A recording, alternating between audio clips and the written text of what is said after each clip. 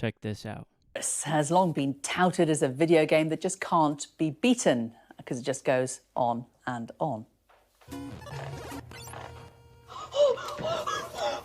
my God! Well, 13-year-old American Willis Gibson has technically proven that wrong. He beat the original Nintendo version of the game by reaching such a high level that the coding froze. That left the program unable to generate any more falling blocks. As a mother, I would just say step away from the screen, go outside, get some fresh air. Beating Tetris is not a life goal. You've probably seen this video. A kid went so hard in Tetris that he broke it. And this anchor had some words about the worth of gaming as a hobby.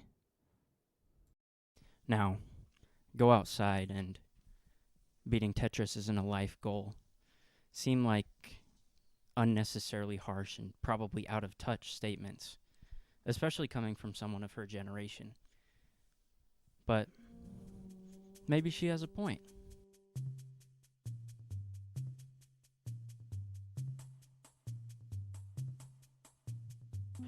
The short answer is yes, gaming is a good hobby. The medium answer is that gaming being a good hobby for you is contingent upon your relationship with it. Now let's get into the long answer. My argument is based on the thesis of the medium answer. Really, your relationship with gaming must be intentional and thoughtful for it to be a good hobby for you. There are some intentional things you and I can do to make gaming a better hobby for us, more fulfilling even. Some people have a certain relationship with video games that makes it seem like a degenerate activity. You know the type of person, 16 hours at the computer, getting all their food delivered, not so much as even seeing the sun for days at a time. In my opinion, a bad way to live. And to the vast majority, the most common picture of what a gamer is. This really isn't the picture of a common gamer, because there is no common gamer. We're just people, all shapes and sizes and whatnot. And I think that's parallel to most hobbies. You don't really see a typical artist or a typical model plane builder or even a typical ham radio enthusiast. We're all just people. The stigma associated with gamers is deeply ingrained in culture as a whole, especially in the United States. If you want to learn more about that stigma specifically in the US, you can read Atari Age by Michael Z. Newman. It's a pretty interesting read. There's a lot of work that has been done by past generations and some work that we still need to do to clean up the image of gaming. And making gaming a wholesome hobby is a tangible step we can all make to do our part. And the first step of that is to separate ourselves, the demographic, from the activity itself of gaming.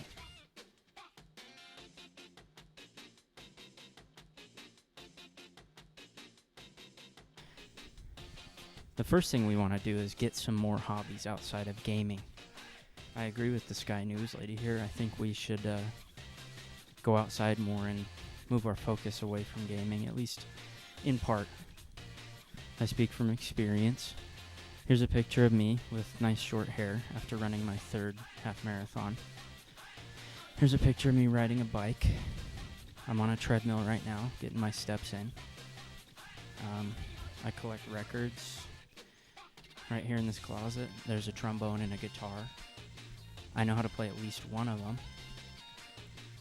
And back here, I've read at least 2 or 3 of these books.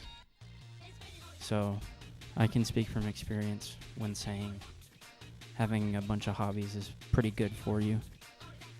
And the world doesn't begin and end with video games. Now, you don't have to do as many things as I do. I just like to be a generalist, but I will say this. My other hobbies have improved my relationship with gaming, and gaming has improved my other hobbies.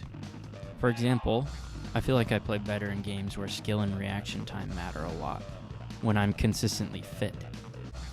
For another example, I wouldn't have been interested in decks and drums and rock and roll, an album I would consider formative to my music taste, if not for Bang On being one of the tracks on Wipeout 64.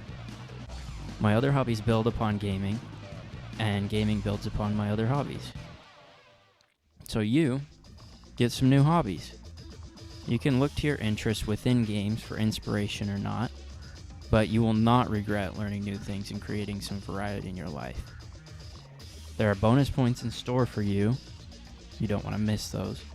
If you can meet new people through your hobby, preferably people who are somewhat detached from gaming. These people will widen your perspective and help you bring normal behavior to gaming communities. On top of what new hobbies can do for you, the more that us gamers seem like normal people who just choose gaming as one of the things they do, the more gaming as a hobby will be separated in perception from the idea of a typical gamer. We want gaming to be a hobby for everyone, and the current perception of what a gamer is leads to systemic exclusion.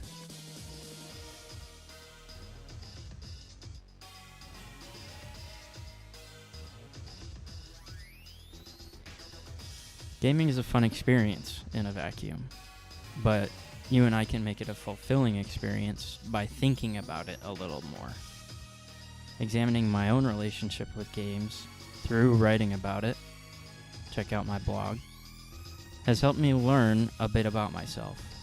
Overcoming challenges in games like Dark Souls has taught me that hard work is often the only way to feel really good about accomplishments I make. The buzz after beating a tough boss I've been working on for hours is unbeatable. I've also gained faith in my own resilience because of the way I've engaged with said challenges. I wouldn't have been able to realize those things or pinpoint lessons learned without a little bit of reflection. You can get a lot more out of games if you talk about them with someone or write about them. If you ask anyone about a hobby that isn't gaming, they probably have a lot to say about it. They'll probably tell you what about it drew them in, controversies about it, differences in public opinions, what they've learned by doing it, etc.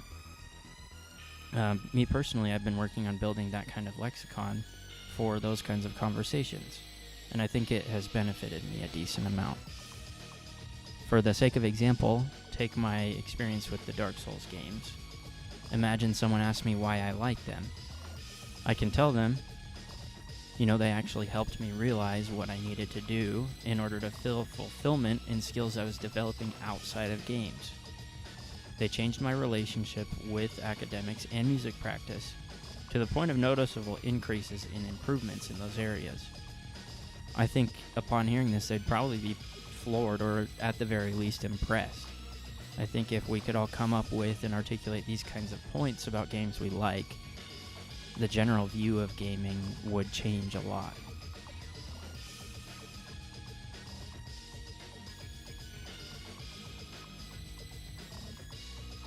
This may depend on what you want to get out of gaming, but for me, I like playing games that I can get better at. I love playing Souls-like games because I get better at them when I play them. I like fighting games because I get better at them when I play them, even though I'm still really bad.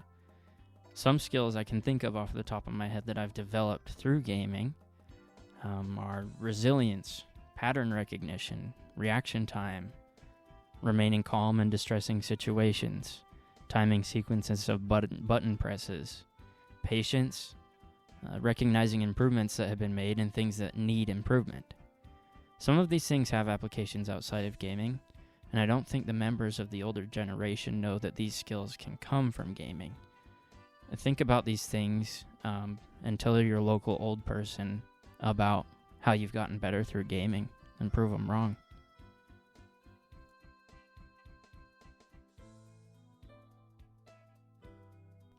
This part has less to do with what you and I can do and more to do with why games in general make for a good hobby. If being into watching films or TV can be a hobby, then gaming can have the same merit as a hobby. Stories in gaming can be expressed in a very unique way because of their interactive nature. A lot of games recently have been getting this wrong by trying to be movies, but I think we will get there as the medium gets more popular. One example I can think of, because it runs through my veins and you might be able to guess it by now, is Dark Souls. The story in Dark Souls is digested mainly through the descriptions of items you pick up. Often these items will make reference to some boss you'll fight later on in the game, And that kind of build-up is so natural and special. Dark Souls is so far from being a movie, and I think it should inspire more writers to think of novel ways to develop story in games. Gaming is a good hobby because it's special and unique in the way that we can experience deep stories through it. To quote myself from early 2022, gaming is not a good personality trait.